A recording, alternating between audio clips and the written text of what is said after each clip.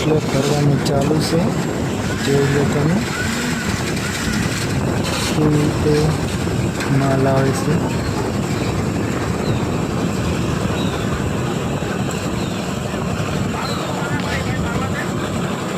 આ કારીગર રંધો મારે છે.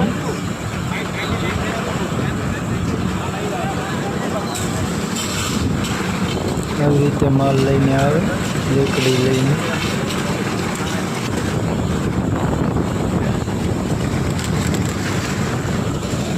જોઈ શકો છો તમે.